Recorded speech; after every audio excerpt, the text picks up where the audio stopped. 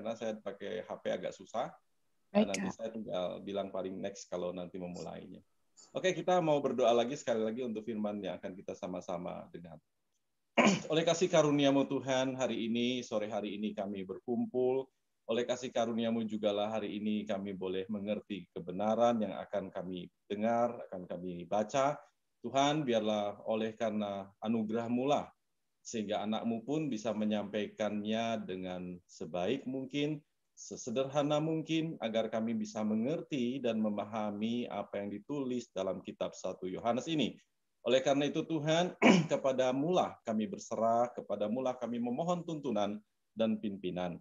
Dari awal sampai akhir pemberitaan ini, kami boleh mendengarnya dalam tuntunan Roh Kudus. Di dalam nama Tuhan Yesus kami berdoa. Amin.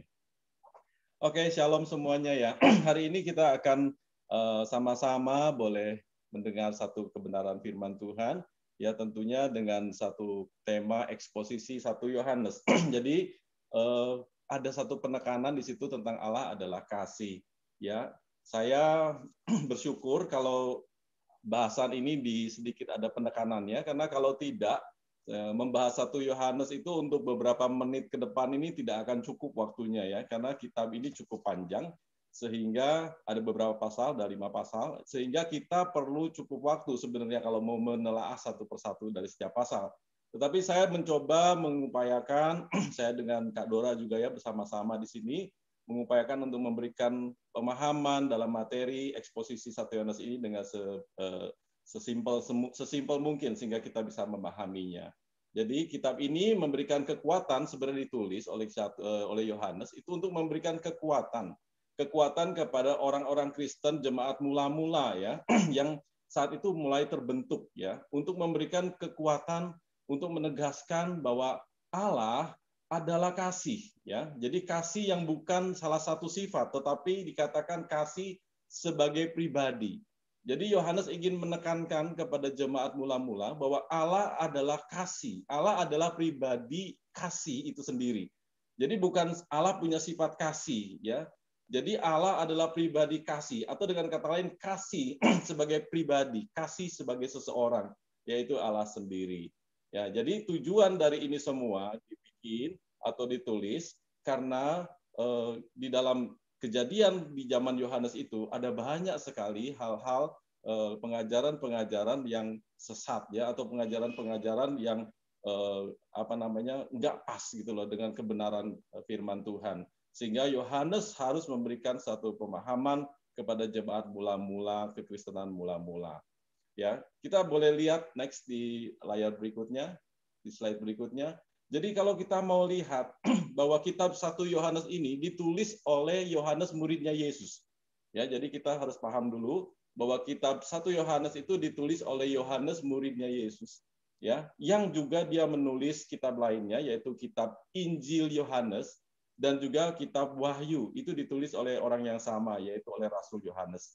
Ya, Injil Yohanes itu diperkirakan, Injil Yohanes itu diperkirakan ditulis sekitar setelah tahun 70 Masehi.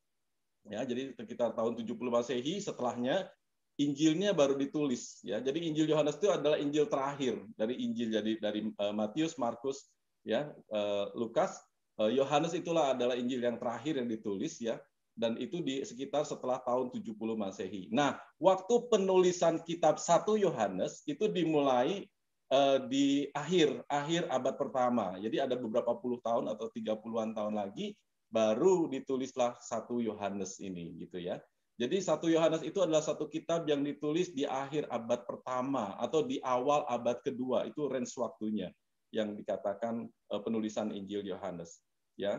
Nah, Yohanes ini adalah murid yang paling dekat, di situ dikatakan yang paling dekat dengan Yesus. Ya, bahkan ketika Yesus disalib adalah Yohanes yang duduk di kaki ataupun di salib Yesus, itu di bawah salib Yesus. Ya, di mana murid-murid yang lain itu meninggalkan Yesus, tapi Yohanes itu paling dekat. Dia tidak pernah mau menjauh dari Yesus. Bersama dengan ibu Yesus ya, Maria, bersama juga dengan Maria Magdalena yang saat itu juga selalu dekat di situ di sekitar salib Yesus. Jadi Yohanes adalah pribadi yang sangat dikatakan murid yang sangat dikasihi oleh Yesus atau disebut yang paling dikasihi Yesus. Ya, Yohanes 13 ayat yang ke-23 Ya, di situ dikatakan juga Yohanes adalah orang yang sangat dikasihi oleh Yesus. Bahkan ada sekitar 6 kali pengulangan di kitab Yohanes yang mengatakan bahwa Yohanes adalah murid yang dikasihi oleh Yesus. Bukan berarti Yesus tidak mengasihi murid yang lain, tapi dia yang paling dekat dengan Yesus. Ya, penulis kitab Yohanes ini dia mengatakan apa? Menuliskannya berdasarkan penglihatan. Apa yang dinyatakan, apa yang dialami secara langsung. Bahkan dikatakan yang dilihat dengan mata, didengar, disaksikan, bahkan dikatakan diraba dengan tangan kami tentang firman yang hidup. Itu berbicara tentang apa sih? Kedekatan dia dengan Yesus. Ya, sampai dikatakan disentuh, diraba, itu berarti kedekatan Yohanes itu dengan yang namanya Yesus. Bahkan ketika suatu saat di dalam perjamuan Yesus mengatakan bahwa akan ada muridnya yang nanti mengkhianati dia. Itu semua murid nggak ada yang berani bertanya sama Tuhan Yesus. Takut, waduh siapa gitu ya. Ketika suatu saat Yesus berkata, suatu saat nanti akan ada di antara kalian yang akan mengkhianatinya gitu. Semua murid ketakutan ya, saling curiga, siapa. Akhirnya Petrus yang lebih berani, itu pun nggak berani langsung nanya sama Yesus. Dia kasih isyarat sama Yohanes. Karena Yohanes saat itu duduk paling dekat dengan Yesus. Kasih isyarat, tanyain dong dia dengan bahasa sederhananya. Tanyain dong Yohanes, siapa yang dimaksud oleh Yesus itu? Kemudian Yohanes bertanya, siapakah guru orang yang kau maksud itu? Jadi Yohanes itu punya kedekatan yang luar biasa dengan Yesus. Dia berani untuk berbicara lebih intim, lebih dekat dengan Tuhan Yesus ya. Yohanes ini kenal betul tentang siapa yang sedang dia tulis di dalam 1 Yohanes. Jadi penulis ini bukan orang asing, tetapi penulis ini orang yang begitu dekat dengan Yesus. Sehingga apa yang ditulisnya itu tuh berdasarkan apa yang dia lihat, dikatakannya apa yang dia dengar, bahkan tentang apa yang dia raba. Artinya itu apa yang dia bisa sentuh, yaitu orang yang begitu dekat dengan dia. Yohanes menulis ini dengan dorongan yang kuat atas apa yang dia alami sendiri. Oke, next. Tujuan dari maksud penulisan kitab Yohanes ini, 1 Yohanes ini, adalah ditujukan kepada orang-orang Kristen, ya, orang Kristen yang baru, orang-orang Kristen yang mula-mula. Ya, jadi kitab 1 Yohanes ini ditujukan sebenarnya fokusnya itu kepada orang-orang Kristen mula-mula, ya, yang sedang banyak mengalami pengajaran-pengajaran palsu saat itu. Jadi kalau kita bisa lihat di situ ada satu ayat mengatakan 1 Yohanes 1 ayat 4 dikatakan supaya sukacita Yohanes dan orang percaya itu menjadi sempurna. Yohanes itu pengen sukacita dia yang sedang mengalami kemuliaan Tuhan, kehebatan Tuhan yang dialami sendiri itu bisa dirasakan juga. Ya, dia pengen banget hal yang dia alami dengan Yesus itu dialami juga oleh jemaat mula-mula di saat itu supaya sukacita Yohanes itu menjadi sempurna. Ya, karena orang-orang percaya adalah orang yang sudah sebenarnya diselamatkan ya dan beroleh hidup yang kekal, sudah beroleh hidup yang kekal, sudah mendapatkan kepastian hidup yang kekal. Yohanes perlu menyampaikan kembali siapa Allah dan apa yang telah Allah kerjakan dalam karya keselamatannya.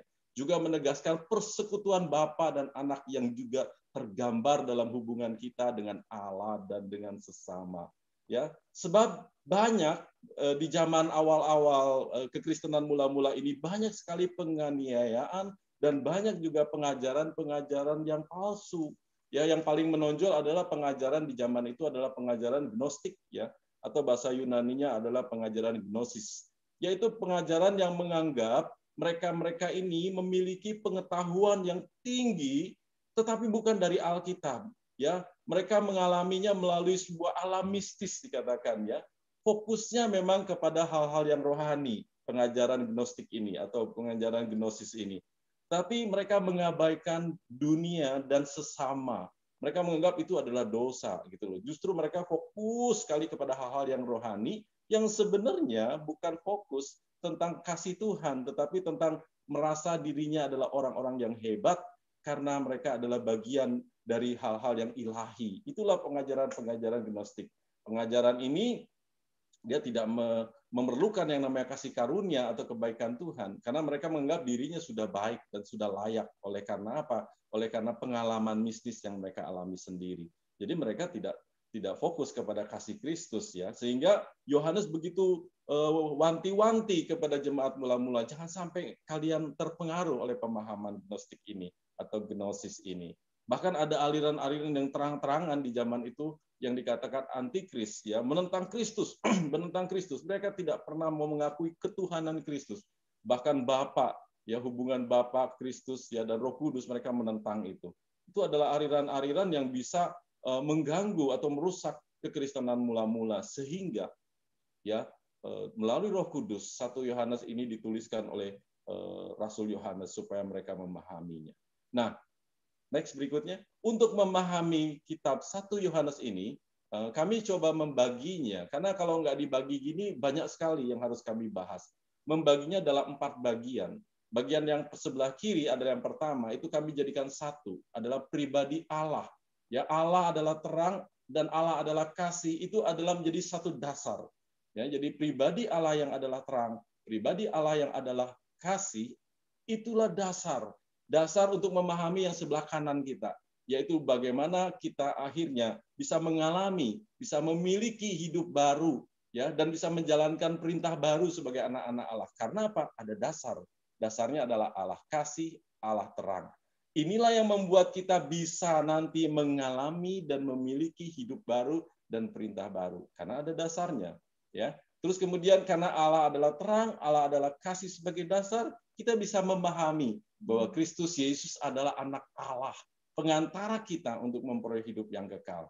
Ini yang kami boleh rangkumkan. Dan yang terakhir, waktu kita memahami Allah adalah terang, Allah adalah kasih sebagai dasar kekristenan kita, maka kita bisa menghadapi yang namanya tentangan-tentangan dari gerakan ataupun dari aliran antikris. Dan akhirnya kita bisa mengalami, memahami iman yang bisa mengalahkan dunia. Jadi ada 4 bagian yang akan kita sama-sama bahas secara singkat di dalam waktu ini. Ya, oke, next slide berikutnya. Allah adalah terang. Tadi sudah saya katakan, dasarnya itu adalah dari Allah adalah terang dan Allah adalah kasih. Dikatakan di dalam Allah sama sekali tidak ada kegelapan. Yohanes begitu kuat menekankan, di dalam Allah sama sekali tidak ada kegelapan.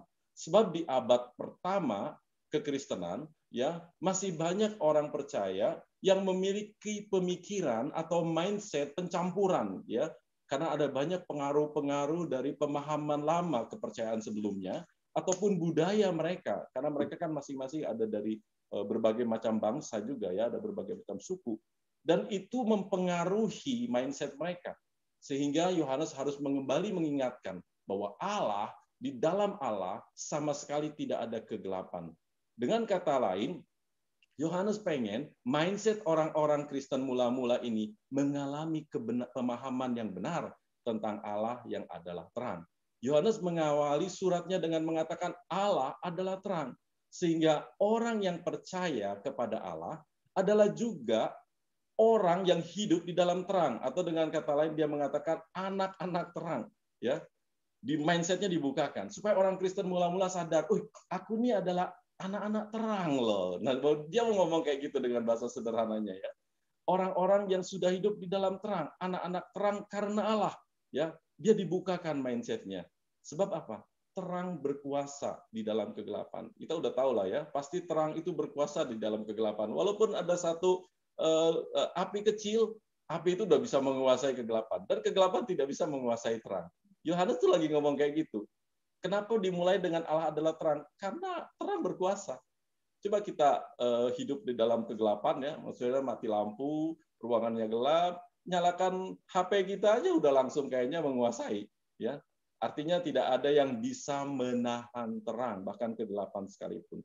Ini satu hal prinsip yang Yohanes sedang ajarkan ke jemaat mula-mula. Terang berkuasa dalam kegelapan. Demikian juga sebenarnya orang-orang yang percaya atau yang di dalam Kristus, dia memiliki kuasa oleh karena Kristus di dalam kegelapan. Seharusnya seperti itu. Seharusnya tidak hidup di dalam kegelapan.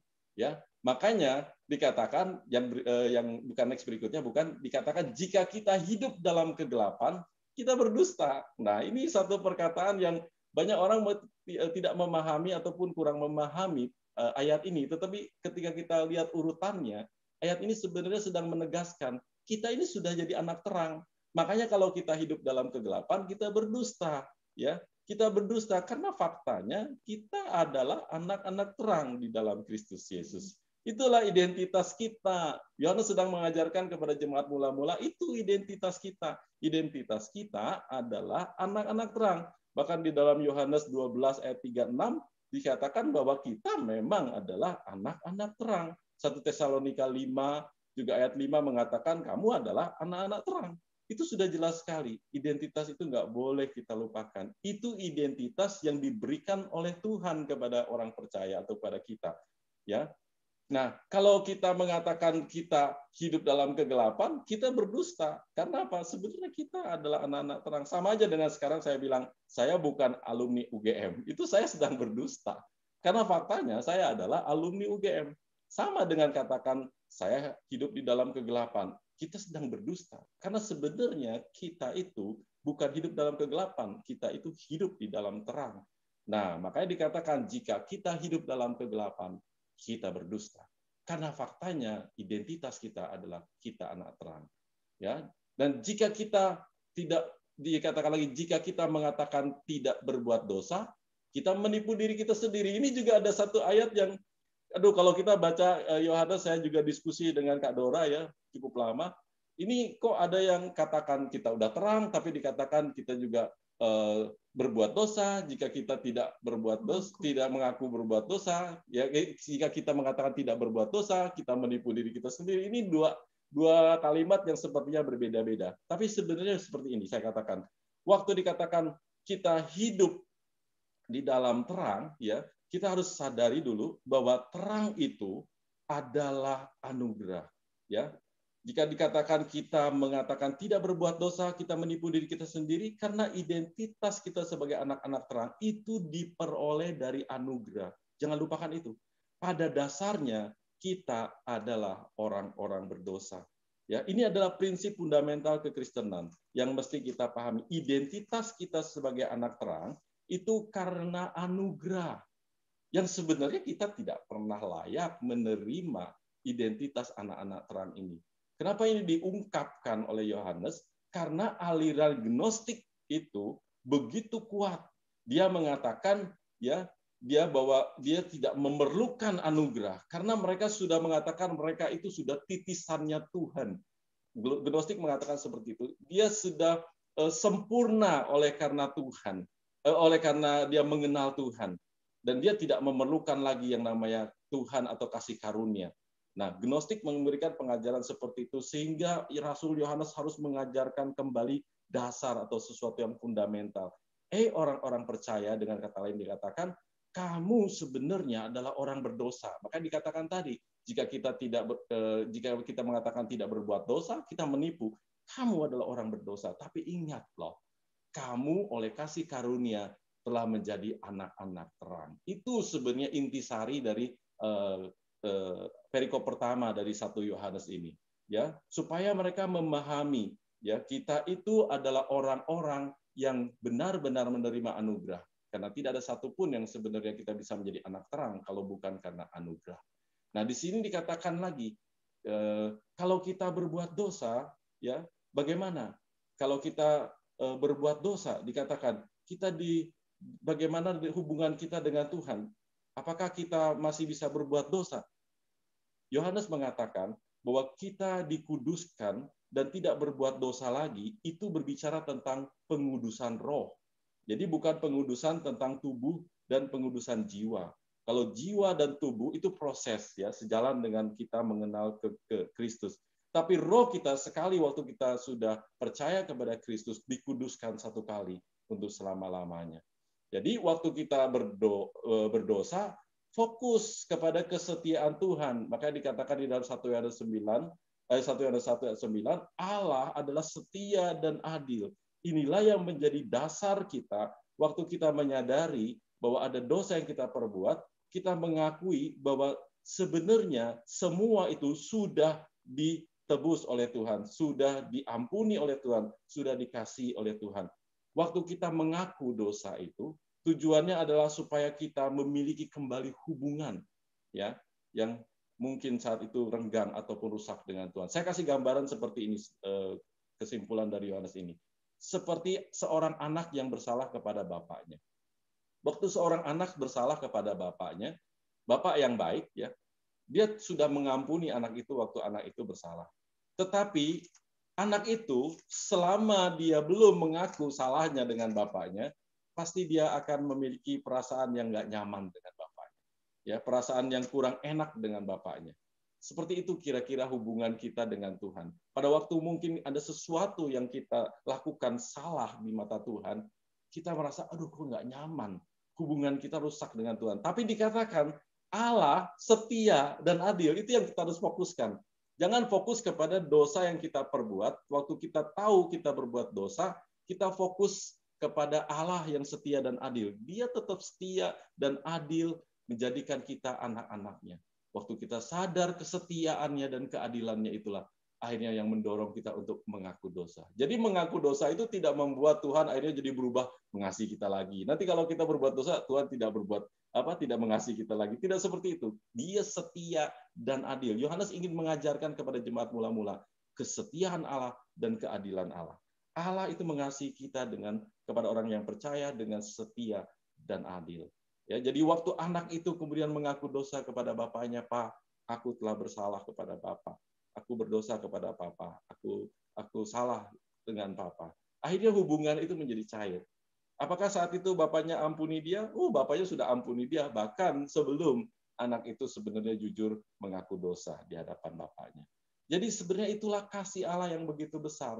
Dia mau jelaskan tentang yang berikutnya lagi. Ya, next berikutnya, bahwa Allah itu adalah kasih. Ini yang perlu kita sadari dan tahu. Dasar dari seluruh anugerah yang kita tadi peroleh itu adalah karena Allah mengasihi kita. Allah lebih dulu mengasihi kita. Jangan dibalik, bukan kita yang lebih dulu mengasihi Allah. Allah yang lebih dulu mengasihi kita. Kita nggak perlu baca ayatnya dulu ya, dicatat aja. Di situ dikatakan Allah yang beraksi ya untuk lebih dulu mengasihi kita. Nah, orang percaya atau kita sudah beroleh persekutuan dengan Allah, sehingga kasih Allah itu ada di dalam kita. Kan Allah adalah kasih. Ya, ketika kita mengatakan bahwa Allah di dalam kita, berarti kasih ada di dalam kita.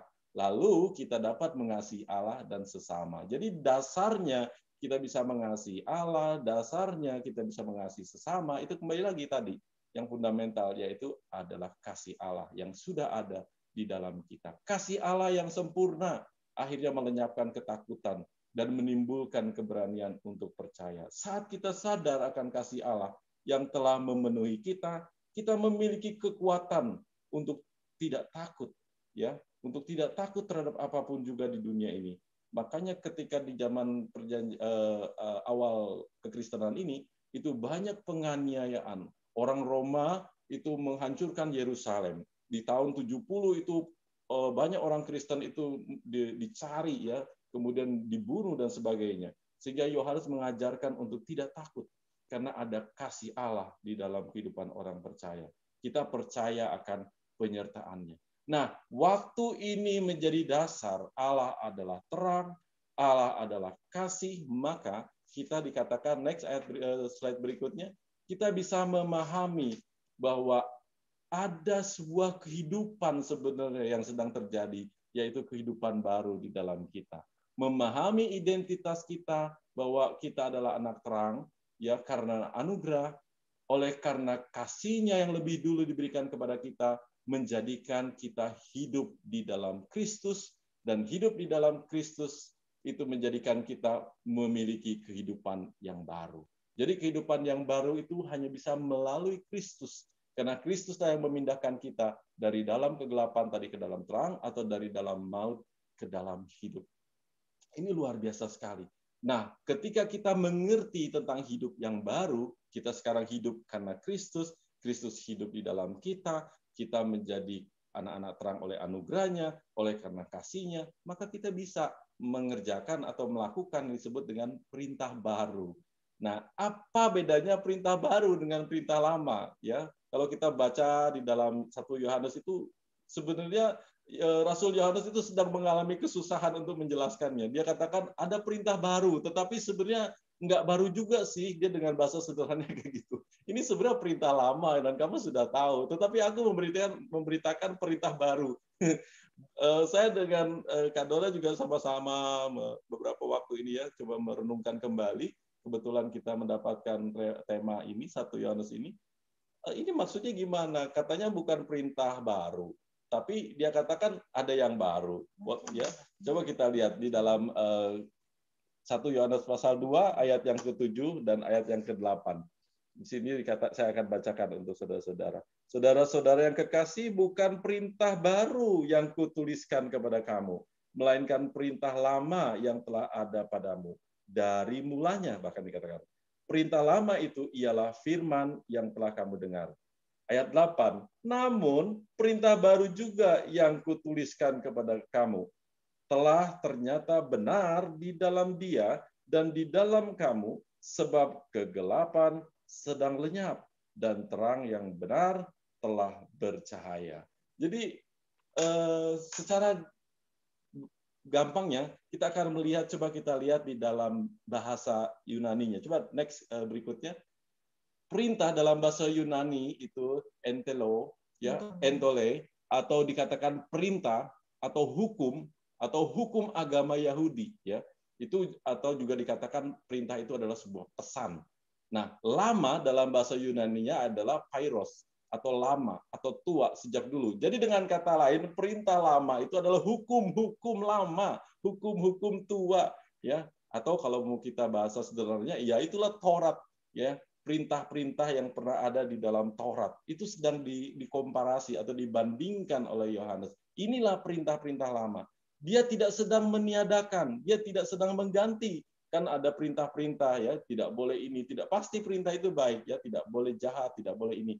Tetapi dia sedang memberikan perintah yang baru. Baru dalam bahasa Yunaninya adalah kainos, artinya baru, menunjuk sesuatu yang belum pernah dipakai, sesuatu yang belum diketahui, ya, orang-orang jemaat mula-mula ini, sesuatu yang luar biasa atau sesuatu yang lebih baik dibandingkan dengan yang lama. Dengan kata lain, ada sesuatu yang belum pernah dilakukan atau belum pernah didengar sebelumnya oleh jemaat mula-mula yang lebih baik dari sebelumnya. Atau dengan kata lain, baru ini bukan berbicara tentang bagaimana isinya yang berbeda, tetapi sebenarnya bagaimana dasarnya yang berbeda. Ini yang paling penting. Next, coba di dalam slide berikutnya, dikatakan bahwa perintah baru, orang percaya yang melakukan perintah Allah di dalam Kristus Yesus. Itu perintah baru. Kalau dulu melakukan perintah di luar Kristus Yesus, sekarang melakukan perintah-perintah Allah itu di dalam Kristus Yesus. Artinya, kita bisa melakukan itu karena Kristus Yesus yang telah memampukan kita. Melakukan perintah Allah dengan dasar dari apa yang sudah Allah lakukan, yaitu mengasihi kita terlebih dahulu melalui pengorbanan Yesus Kristus. Nah, saya akan sedikit kasih gambaran perbandingannya. Perintah lama dan perintah baru. Yang menjadi perbedaan antara perintah lama dan perintah baru adalah dasarnya. Tetapi apa yang dilakukannya bisa saja sama. Cuma dasar untuk melakukannya berbeda. Perintah lama sebagai contoh. Kita hidup benar agar dibenarkan Allah. Itu perintah lama. Coba perhatikan. Kita hidup benar nih, agar dibenarkan Allah. Tetapi perintah baru lain, kita hidup benar karena sudah dibenarkan Allah. Itu beda banget. Jadi Yohanes sedang mengajarkan ke jemaat mula-mula, dan hari ini juga kepada kita semua, bahwa ada sesuatu yang baru. Yang baru adalah mindset-nya, yang mengubah pikiran kita tentang sebuah dasar. Dasar dari kita mengerjakan segala sesuatu. Perintah lama selalu mengatakan kita hidup kudus agar menjadi layak. Coba perhatikan, sampai kapan kita bisa kudus sepenuhnya sehingga menjadi layak? Waduh, nggak ada yang sempurna. Nggak ada manusia yang kudus di hadapan Tuhan. Jadi tidak ada satupun yang layak hanya karena anugerah. Nah, makanya perintah baru berbeda. Kita harus hidup kudus karena kita sudah dikuduskan oleh Kristus Yesus. Ini yang perbedaannya. Jadi perbedaannya adalah perintah lama itu belum dari kita kepada Allah, tapi perintah baru adalah dari Allah dan kita yang meresponinya. Perintah lama mengatakan kita memberkati, ya, supaya kita diberkati. Itu perintah lama. Perintah baru adalah kita memberkati karena kita sudah diberkati oleh Kristus Yesus. Perintah lama mengatakan, mari kita memberi supaya kita diberi. Tapi perintah baru mengatakan, mari kita memberi karena Allah sudah lebih dulu memberi kepada kita. Perintah lama mengatakan, mari kita ampuni supaya nanti Tuhan mengampuni kita. Perintah baru, mari kita saling mengampuni karena Kristus sudah mengampuni kita lebih dulu. Ya, itu luar biasa sekali. Jadi Yohanes sedang memberikan perubahan kepada jemaat mula-mula sebenarnya supaya jangan sampai salah dasarnya. Ya, Yohanes ingin orang-orang Kristen mula-mula mengerti kebenaran ini. Karena kebenaran ini yang membuat kita akhirnya bisa melihat kasih Kristus yang besar. Bahwa Kristus itu telah menjadi penolong dalam hidup kita. Bahkan menjadi pengantara. Next di slide berikutnya. Di dalam Yohanes dikatakan lagi, Kristus adalah anak Allah, pengantara kita untuk memperoleh hidup yang kekal. Ya, jadi jelas sekali dia adalah pengantara atau pendamaian kita dengan Allah. Melalui Yesus kita beroleh hidup kekal, memiliki kesaksian tentang anak Allah. Yesus mengaruniakan pengertian agar kita mengenal yang benar dan hidup kita ada di dalam yang benar. Yohanes sangat ingin menegaskan bahwa fokus kekristenan adalah Kristus, itu aja. Fokus kekristenan adalah Kristus, atau dengan bahasa umumnya sering didengar bahasa Inggrisnya Christ Center, agar kita mendapatkan kekuatan dalam menghadapi setiap ajaran-ajaran palsu seperti yang saat itu terjadi di zaman Yohanes. Bahkan mungkin di zaman kita ke depan ini, yaitu ada ajaran-ajaran yang berikutnya, slide berikutnya, antikris.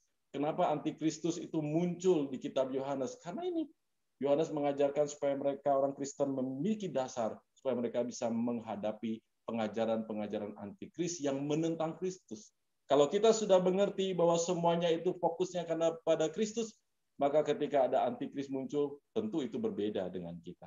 Tapi kalau kita tidak memahami Kristus, maka ketika antikris datang, kita akan terpengaruh oleh pengajaran. Tapi dikatakan iman kita yang percaya kepada Yesus Kristus adalah anak Allah yang mengalahkan dunia dan ajaran-ajaran palsu itu. Iman yang seperti apa sih? Iman yang berfokus kepada Kristus.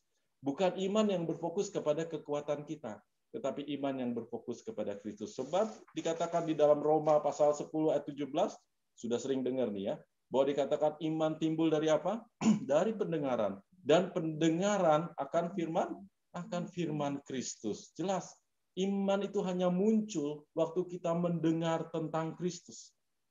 Jadi kalau kita banyak mungkin mendengar sepertinya tentang khotbah, tapi yang di dalamnya bukan sama sekali tentang Kristus, kita perlu kembali lagi menyadari bahwa firman yang benar yang kita mau dengar adalah firman tentang Kristus. Karena Roma 10 ayat yang ke-17 mengatakan, oleh karena kita mendengar firman Kristuslah, iman timbul. Waktu iman yang berfokus kepada Kristus muncul, maka kita bisa mengalahkan ataupun melawan ketika ada ajaran-ajaran antikris yang akan menyesatkan orang-orang percaya. Jadi Yohanes begitu kuat mengasihi jemaat mula-mula, dia tidak ingin jemaat mula-mula ini tercerai-berai oleh karena pengajaran-pengajaran yang keliru ini.